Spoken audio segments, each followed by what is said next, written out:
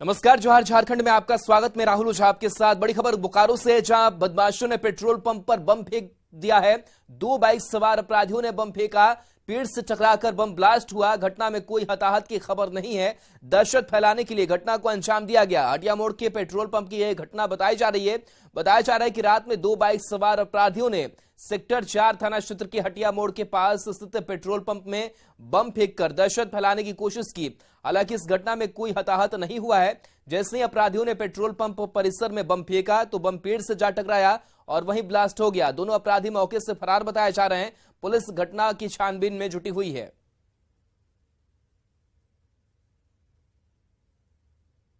वहाँ पे एक बाइक में 2 लड़का रुका और मतलब संजोग से उतना ध्यान नहीं दिए थे, लेकिन वहाँ पर क्या हुआ ना, वो लोग लाइटर टाइप का कुछ जलाया और जलाने के बाद ना वो फेंका, जिसमें पेड़ पर टकरा करके कुछ चिंगारी टाइप का वहाँ पे फील्ड में ही गिर गया। पेट्रोल का फील्ड में गिर गया और ब्लास्ट किया। तब तक में हम लोग जब तक ध्यान देते तब तक लोग भाग गया था, समझे। और उन लोग का मकसद कुछ और था, मतलब कुछ बड़ा अनहोनी करने का। उन्होंने बम जलाया, छोटा वाला जो बम है वो बम जला के मेरा पार्क में फेंका। आवाज भी हुआ था? हाँ, बम का आवाज भी हुआ था, धुआं भी उड़ा था। पुलिस को जानकारी दे दिया गया।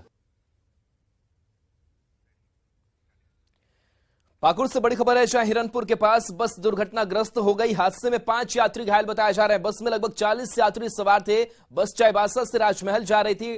टायर फटने से बस अनियंत्रित हो गई। हादसा हुआ। घायल यात्री को अस्पताल भेजा गया है। तो 5 यात्री घायल हैं इस हादसे में। बताया जा रहा है कि हिरनपुर के पास ये बस दुर्घटनाग्रस्त हो गई, जिसके पास स्थानीय लोग भी आसपास में मौजूद हैं। हादसे में 5 यात्री घायल हैं, जिन्हें इलाज के लिए अस्पताल में भर्ती कराया गया है। बस में लगभग बताया जा रहा है कि 40 यात्री सवार थे। बस चाईबासा से राजमहल जा रही थी। बस का टायर फटा और इसके बाद से बस अनियंत्रित हो गई। हादसा हुआ और इस हादसे में 5 यात्री घायल हो गए। नंद किशोर हमारे सहयोगी जुड़े हुए। नंद किशोर, कैसे हादसा हुआ, फिलहाल स्थिति क्या है घायलों की? जी, मैं बता दूं कि ये घटना जो है हिरनपुर के रास्ते एक बेसिक स्कूल पड़ता है, जहां पर ये टायर फटने से बस दुर्घटनाग्रस्त हो गई है। हालांकि इस दुर्घटनाग्रस्त में 40 लोग सवार थे, लेकिन 5 जख्मी हुए हैं और 5 जख्मी को पाकुड़ के सदर अस्पताल सोनाजोड़ी में ले जाया गया, जहां वहां यात्रियों की इलाज चल रही है और वहां मौके पर पुलिस प्रशासन मौजूद थे। फिलहाल बस को खड़े करने की व्यवस्था की जा रही है और जितने भी 40 यात्री थे सभी फिलहाल 5 को छोड़कर सभी सुरक्षित है। चलिए, शुक्रिया तमाम जानकारी के लिए नंद किशोर आपका। तो ये तस्वीर भी हम आपको दिखा रहे हैं। 5 यात्री घायल हैं, जिन्हें अस्पताल में इलाज के लिए भर्ती कराया गया है। 40 यात्री करीब सवार थे। बहरहाल पुलिस की टीम भी मौजूद है और लगातार राहत तो देने की कोशिश भी हो रही है।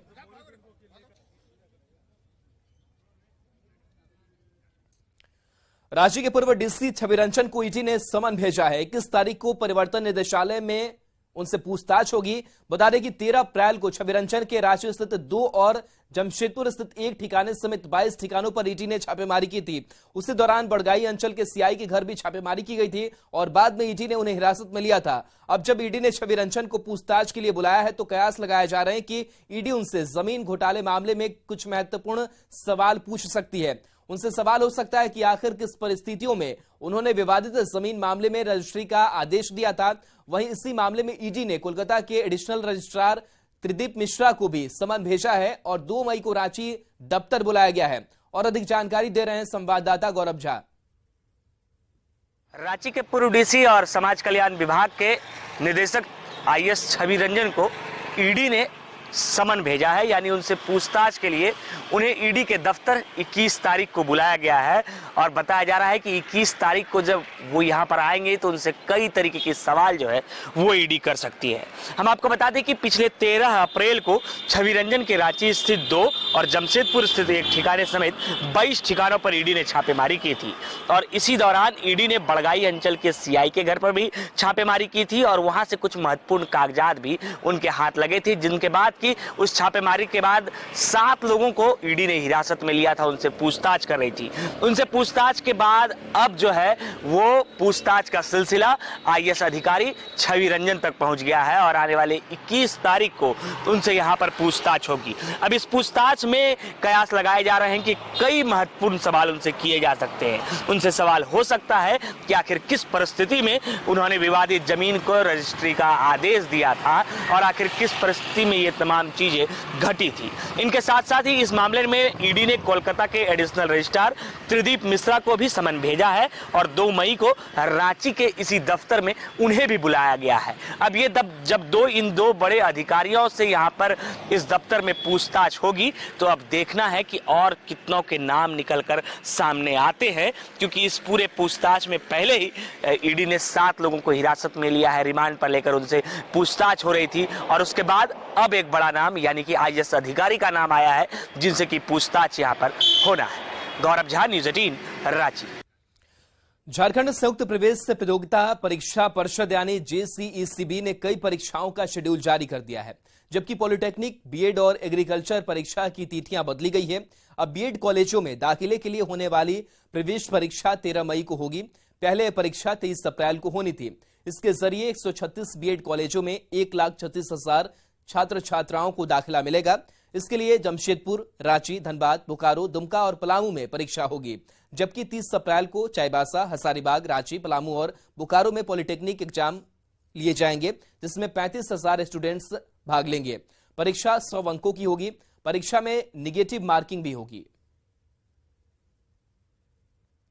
पहले पॉलिटेक्निक का एग्जाम है जो 30 अप्रैल को हम लोगों का चाईबासा, हजारीबाग, रांची, पलामू, बोकारो, धनबाद, दुमका, जमशेदपुर में सभी सेंटर्स में होगा, जिसमें लगभग 35,000 झारखंड के बच्चों ने पार्टिसिपेट करा है। उसके अलावा इंजीनियरिंग और डिप्लोमा लेटरल का एग्जामिनेशन है। इंजीनियरिंग लेटरल में लगभग 4700 और डिप्लोमा लेटरल में 3500 बच्चों ने लगभग हमारे झारखंड में पार्टिसिपेट करा है। इसका सेंटर हम लोगों का रांची में रहेगा। ये भी एग्जाम 29 अप्रैल को दोनों ही एग्जाम्स सुबह की और आफ्टरनून में पालियों में होंगे। बीएड का एग्जाम जो काफी पॉपुलर एग्जाम है, जिसमें ज्यादा से ज्यादा बच्चे, दोनों पुरुष एवं महिलाएं ज्यादा से ज्यादा पार्टिसिपेट कर रहे हैं। ये वाला एग्जाम में हमारे 50,000 कैंडिडेट्स ने भाग लिया है, फॉर्म भरा है और ये वाला एग्जाम 13 मई को झारखंड में शेड्यूल्ड है, जिसमें रांची, धनबाद, बोकारो, दुमका, जमशेदपुर, पलामू में ये एग्जाम हम लोगों ने सेंटर्स इसमें निर्धारित करे हैं। रांची के श्याम प्रसाद मुखर्जी यूनिवर्सिटी में इफ्तार पार्टी होने की वजह से छात्रों ने जमकर हंगामा किया था, जिसके बाद प्रबंधन ने मामले पर माफी मांगी है। दरअसल शनिवार की शाम यूनिवर्सिटी में इफ्तार पार्टी का आयोजन किया गया था। ईबीवीपी के कार्यकर्ता इस इफ्तार पार्टी का विरोध करते हुए रजिस्ट्रार डॉक्टर नमिता सिंह को घेरा। 1 दर्जन से अधिक कार्यकर्ताओं ने रजिस्ट्रार के सामने बैठकर जय श्री राम और बजरंग बली की जय के नारे लगाए। ईबीवीपी के कार्यकर्ताओं ने कहा कि विश्वविद्यालय प्रशासन की ओर से धर्म विशेष को प्राथमिकता दी जा रही है। वहीं छात्रों का कहना है कि वाइस चांसलर ने माफीनामा दिया है और आगे इस तरह की गलती नहीं दोहराने की बात कही है।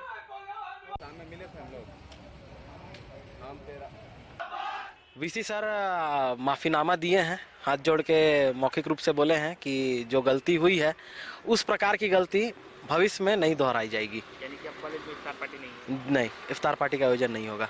इफ्तार वगैरह को लेकर के बोला गया था, तो उसको भी यहाँ पे हम लोग बोले जब इफ्तार वगैरह होगा तो हम लोग भी शाम में जो भजन वगैरह होगा, हाँ कॉलेज में, जब वो चीज़ को देखा जा रहा है, क्योंकि पार्शलिटी तो नहीं ना करना, कॉलेज सबका है, यहाँ पे सब तरीके के लोग आते हैं ना। तो क्या बोला गया?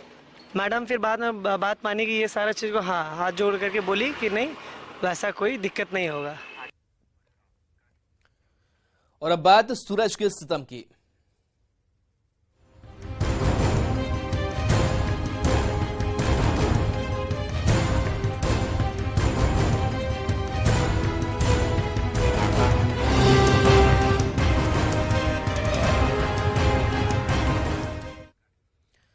राजधानी रांची समेत आसपास के जिलों में गर्मी की तपिश से लोग परेशान हैं। दिन भर तेज धूप के कारण हीटवेव जैसी स्थिति बनती जा रही है। मौसम विभाग ने भी गर्मी को देखते हुए अलर्ट जारी कर दिया है। मौसम वैज्ञानिक की माने तो सबसे अधिक गर्मी संथाल परगना के गोड्डा जिले में पड़ रही है, जहां का पारा 45.1 मापा गया है। मौसम विभाग की माने तो 20 तारीख तक कमोबेश स्थिति यही रहेगी। इस दौरान लोगों को अधिक से अधिक पानी पीने और जरूरत न पड़ने पर 11 से 4 बजे तक घरों से नहीं निकलने की सलाह दी जा रही है। और अधिक जानकारी दे रहे हैं संवाददाता गौरव झा। में गर्मी तप रही है और तपती हुई गर्मी की वजह से राज्य के कई क्षेत्रों में जो है वो हीटवेव की स्थिति उत्पन्न हो रही है और अगले 2 दिनों तक इस तरीके की स्थिति रहने की संभावना जताई जा रही है। और यही वजह है जो कि कॉलेज के बच्चे हैं वो आप देखिए किस तरीके से छतरी के सहारे धूप को रोकने का प्रयास करती हैं और फिर अपने जो है कॉलेज तक जाती हैं। मौसम विभाग ने पहले अलर्ट जारी कर दिया गया है कि इस दौरान जो लोग भी सड़कों पर निकलते हैं वो दोपहर के 12 बजे से लेकर 3 बजे तो खास कर ना निकले और बॉडी डिहाइड्रेट ना हो, इसको लेकर पानी का जो सेवन है वो करते रहें। हम आपको बता दें कि झारखंड भर में सबसे ज्यादा गर्म जिला कल की अगर हम बात करें तो गोड्डा रहा है जहां 45 डिग्री से ज्यादा तापमान रहा है। वहीं अन्य जिलों की भी बात करें तो 40 के आसपास सभी जिलों का तापमान रहा है। और ये वो लड़कियां हैं, तमाम वो लड़की अपने कॉलेज जा रही हैं, छाता लेकर जा रही हैं। बहुत ज्यादा गर्मी, अचानक से बढ़ गया गर्मी, इतना नहीं था, अचानक से मतलब सुबह सुबह इतनी गर्मी लगती है कि छाता का सहारा लेना पड़ता है। दोपहर में इसलिए मैम भी क्लास सुबह ही कर दी है मॉर्निंग में, दोपहर में बहुत ज़्यादा ही तापमान हो जाता है ना। हम लोग का 2-3 क्लास होता है। सुबह कैसे जाते आते? धूप में यही छाता के सहारे, अगर ये नहीं रहता तो पता नहीं कैसे क्लास जाते। आफ्टरनून में तो क्लास करना पॉसिबल ही नहीं है, मॉर्निंग में होता है, इस वजह से जाते हैं। गर्मी में क्या सोचे थे कि इतना गर्मी इस साल हो जाएगा? नहीं सोचे थे, बहुत ज़्यादा ही गर्मी है, बहुत ज़्यादा गर्मी है, नहीं सोचे थे इतना ज़्यादा गर्मी होगा। क्या कर रहे हैं इस गर्मी को दूर करने के लिए? कुछ नहीं, वही हम लोग ऑक्सीजन पार्क में बैठे रहते हैं, रूम में ज़्यादा गर्मी लगती थी, हम लोग ऑक्सीजन पार्क में बैठते हैं। तमाम बच्चे जो कॉलेज जा रहे हैं उनका कहना है कि हम लोग जो है वो ऑक्सीजन पार्क में बैठकर धूप जो है उसे दूर करने का प्रयास करते हैं और ये प्रयास करते हैं कि जो गर्मी की स्थिति उत्पन्न होती है उससे दूर जाया जाए। और जो लोग हैं वो जब भी अपने कॉलेज के लिए निकल रहे हैं तो इस तरीके की, आप देखिए आम लोग जो भी सड़कों पर आपको गुजरते हुए मिलेंगे, जिनका भी ये अंदाजा लगाया जाता है कि दोपहर तक का उनका काम होगा, वो छतरी को लेकर निकलते हैं और गर्मी की वजह से आम लोग परेशान हैं। गौरव झा, न्यूज़ 18, रांची। में कुछ इलाकों में आपका उष्णलहर हीट वेव की स्थिति बनेगी। खासकर बात किया जाए तो पलामू जो प्रमंडल है वहाँ पे कोल्हान प्रमंडल और आपका संथाल प्रमंडल, ये 3 इलाकों में कल परसों में भी हीट वेव की स्थिति बनी रहेगी। और उसके बाद से अगर बात करें तो 20 तारीख से थोड़ा बादल आ जाएंगे और हल्की बारिश कुछ जगह पे होने की संभावना जताई जा रही है, जिसके कारण जो तापमान में थोड़ा सा गिरावट देखने को मिलेगा, पारा में गिरावट देखने को मिलेगा और थोड़ा सा राहत लोगों को हीट वेव की स्थिति से थोड़ी राहत देखने को मिलेगी। आइए झारखंड के 10 बड़े शहरों में आज सुबह 10:30 बजे तक दर्ज तापमान पर एक नजर डाल लेते हैं। रांची की अगर बात करें तो अधिकतम तापमान यहां 37 डिग्री सेल्सियस रहा, न्यूनतम तापमान 24 डिग्री सेल्सियस रहा। बोकारो की बात की जाए तो अधिकतम तापमान 39 डिग्री सेल्सियस रहा, न्यूनतम तापमान बोकारो में 27 डिग्री सेल्सियस रहा। देवघर की बात की जाए अधिकतम तापमान 39 डिग्री सेल्सियस रहा, जबकि न्यूनतम तापमान देवघर में 28 डिग्री सेल्सियस रहा। उसके बाद धनबाद में मैक्सिमम तापमान 39 डिग्री सेल्सियस रहा, न्यूनतम तापमान 27 डिग्री सेल्सियस रहा। पलामू में अधिकतम तापमान 38 डिग्री सेल्सियस रहा तो न्यूनतम तापमान यहां 24 डिग्री सेल्सियस रहा। पलामू के बाद गिरिडीह की बात की जाए अधिकतम तापमान यहां पर 39 डिग्री सेल्सियस तो मिनिमम टेम्परेचर यहां 27 डिग्री सेल्सियस मापा गया। गिरिडीह के बाद से गुमला में अधिकतम तापमान 37 डिग्री सेल्सियस मापा गया तो सेल्सियस न्यूनतम तापमान 23 डिग्री सेल्सियस रहा। गुमला के बाद गुड्डा पर अगर नजर डालते हैं तो अधिकतम तापमान यहां पर 39 डिग्री सेल्सियस तो न्यूनतम तापमान 27 डिग्री सेल्सियस रहा। गढ़वा में मैक्सिमम टेम्परेचर 39 डिग्री सेल्सियस रहा, मिनिमम टेम्परेचर 25 डिग्री सेल्सियस रहा और ये 10:30 बजे तक का डेटा है। हजारीबाग में अधिकतम तापमान 37 डिग्री सेल्सियस रहा तो न्यूनतम तापमान 24 डिग्री सेल्सियस।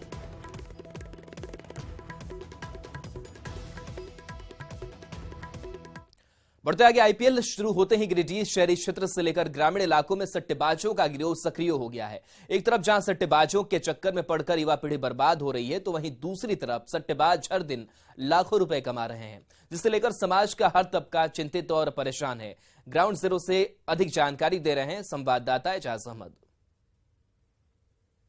एक तरफ जहां पर सट्टेबाजों के चक्कर में पड़कर युवा पीढ़ी बर्बाद हो रही है, वहीं दूसरी तरफ इस सिंडिकेट के सदस्य हर दिन लाखों रुपए कमा रहे हैं। सट्टे के इस खेल में कोई एक झटके में कंगाल हो रहा है तो कोई मालामाल हो रहा है। सट्टेबाजी के इस गिरोह में एक बड़ा सिंडिकेट शामिल है जो इस पूरे खेल को मॉनिटरिंग करता है और सट्टेबाजी का पैसा वसूलता है। आपको बता दें कि आईपीएल मैच के दौरान आईपीएल ऐप यानी एप्लीकेशन के जरिए सट्टा लगाने वाले गिरोह में शामिल एक सदस्य ने नाम नहीं बताने की शर्त पर बताया कि पिछले साल की अपेक्षा इस साल सट्टा काफी अधिक लग रहा है। एक दिन में करीब 1 करोड़ से 1.5 करोड़ तक सट्टा सिर्फ गिरिडीह जिले में लग रहा है, जिसमें गिरोह के सदस्यों को 20% तक मुनाफा हर दिन हो रहा है। सट्टा लगाने वाले शख्स को लाइन कहा जाता है, जो उनका कोडवर्ड है, जो एजेंट के जरिए बुकी तक बात करता है। एजेंट को एडवांस देकर अकाउंट खुलवाना पड़ता है। बताया जाता है कि अकाउंट 1000 से लेकर 1 लाख रुपए तक खुल रहा है।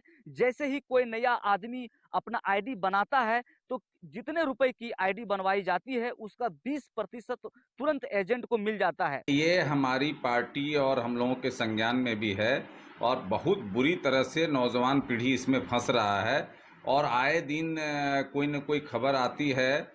हर परिवार का नौजवान, जहां अभी स्टूडेंटों का एग्ज़ाम चल रहा है, एग्ज़ाम छोड़ के इसमें लगे हुए हैं और कभी कभी जो है बहुत डिप्रेशन में जा रहे हैं नौजवान, जो हार जा रहे हैं।